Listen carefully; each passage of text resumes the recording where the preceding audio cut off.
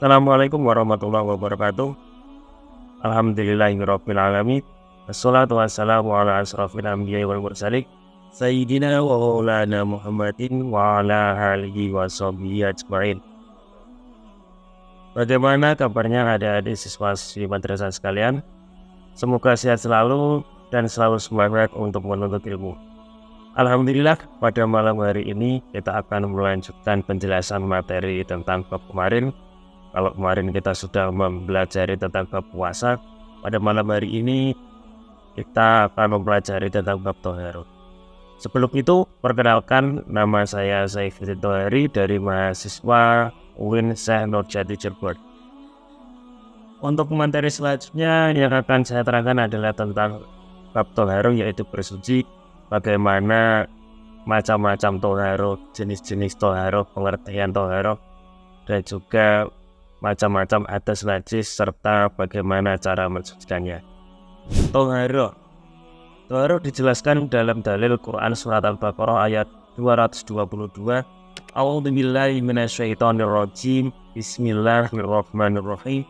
Innallaha yuhibbut tawwabina wa yuhibbul mutatahhirin. Sungguh Allah menyukai orang yang tobat dan menyukai orang yang menyucikan diri.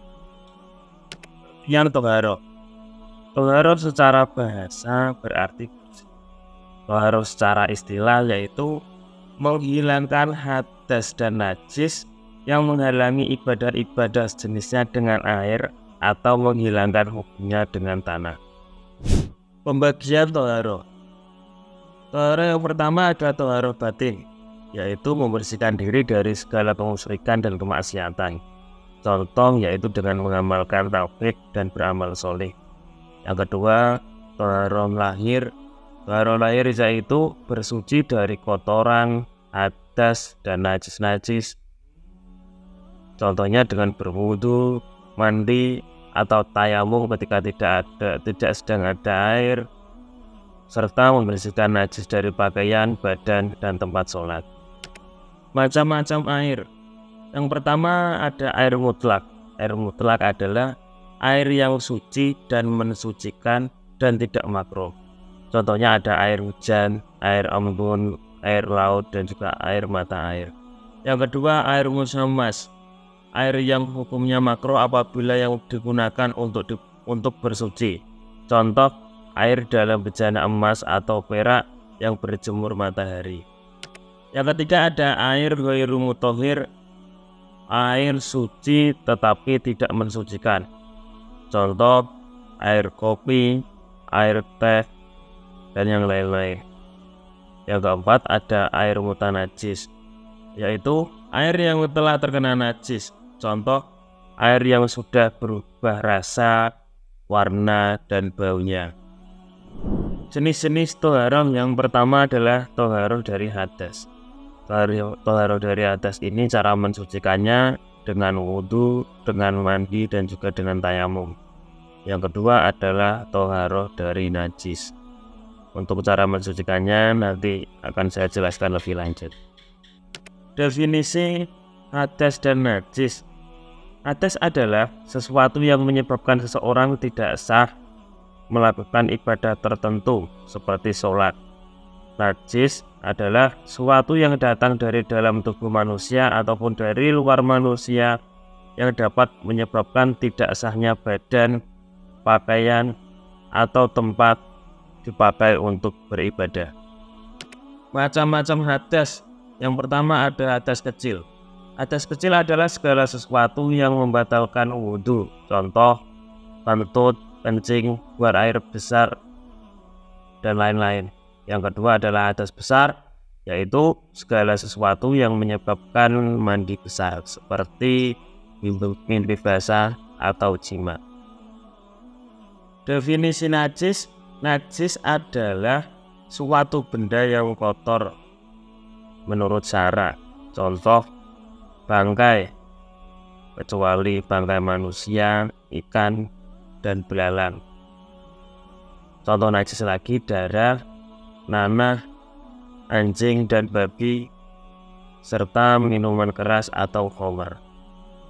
Macam-macam najis. Yang pertama khafaf atau najis yang ringan. Contohnya kencing bayi yang belum berumur 2 tahun dan belum makan selain air susu ibu. Cara mencucikannya cukup dipercikkan air di tempat najis itu. Najis yang kedua ada najis mutawasito atau najis yang sedang. Najis mutawasito di sini ada dua. Yang pertama ada najis hukmiyah, yang kedua ada najis ainiyah. Najis hukmiyah yaitu najis yang diyakini akan adanya najis pada suatu barang atau benda, namun tidak ada bau, rasa maupun wujudnya, seperti air kencing yang sudah kering. Cara mensucikannya cukup disiram air di atasnya. Yang kedua ada najis ainiyah, yaitu najis yang masih ada dan jelas wujud, bau maupun rasanya. Cara mensucikannya dibasuh dengan air sampai hilang najis, bau maupun rasanya. Macam-macam najis yang ketiga adalah najis mughaladah atau najis yang berat. Najis ini disebabkan air liur anjing dan babi. Cara mensucikannya dibasuh 7 kali dan salah satunya menggunakan debu atau tanah. Untuk materi selanjutnya tentang taharah yaitu wudhu. Perintah wudhu dijelaskan dalam Quran surat Al-Maidah ayat 6.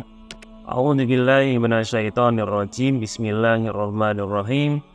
Ya ayyuhalladzina amanu idza qumtum ilas sholati faghsilu wujuhakum wa aydikum ilal marafiqi wamsahu bi ru'usikum wa arjulakum ilal ka'bayn. Yang artinya, wahai orang-orang yang beriman, apabila kamu berdiri hendak melaksanakan sholat, maka basuhlah wajahmu dan tanganmu sampai ke siku, serta usaplah kepalamu dan basuh kedua kakimu sampai kedua mata kaki. Quran. Pengertian wudhu. Wudhu menurut bahasa bersih, indah, bagus. Wudhu menurut istilah adalah peribadatan kepada Allah dengan menggunakan air yang suci dan mensucikan di tempat anggota badan, yaitu wajah, kedua tangan, kepala, dan kedua kaki dengan cara tertentu untuk menghilangkan hadas kecil. Rukun wudhu. Rukun wudhu yang pertama niat, yang kedua membasuh muka, kemudian membasuh tangan sampai siku, mengusap sebagian kepala, membasuh kaki sampai mata kaki, dan yang terakhir tertib atau berurutan. Sunnah wudhu. Sunnah wudhu yang pertama bersiwak, kemudian membaca basmalah, membasuh kedua tangan, berkumur 3 kali, menghirup air ke dalam hidung atau istinsyak 3 kali, membasuh wajah 3 kali, membasuh tangan sampai siku sebanyak 3 kali, mengusap sebagian kepala 3 kali, menyapu seluruh bagian kepala, menyapu kedua daun telinga, membasuh kedua kaki sampai mata kaki sebanyak 3 kali, menghadap kiblat, dan yang terakhir membaca doa setelah wudhu. Hal-hal yang membatalkan wudhu. Yang pertama, keluarnya sesuatu dari 2 jalan. Kedua, tidur dalam keadaan tidak duduk, atau cara bahasa Jawa owah soko asale. Yang ketiga, hilangnya akal sebab mabuk atau sakit. Yang keempat, bersentuhan kulit antara pria dan wanita yang bukan mahramnya. Yang kelima, menyentuh kemaluan dengan telapak tangan.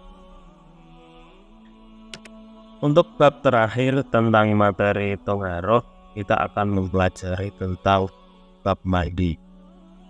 Mandi wajib. Mandi wajib dijelaskan dalam Quran surat An-Nisa ayat 43. A'udzubillahi minasyaitonirrajim. Bismillahirrahmanirrahim. Ya ayyuhalladzina amanu la taqrabus sholata wa antum sukara hatta ta'lamu ma taquluna wa la junuban illa abiri sabilin hatta taghtasilu. Artinya, wahai orang yang beriman, janganlah kamu mendekati sholat ketika kamu dalam keadaan mabuk, sampai kamu sadar apa yang kamu ucapkan.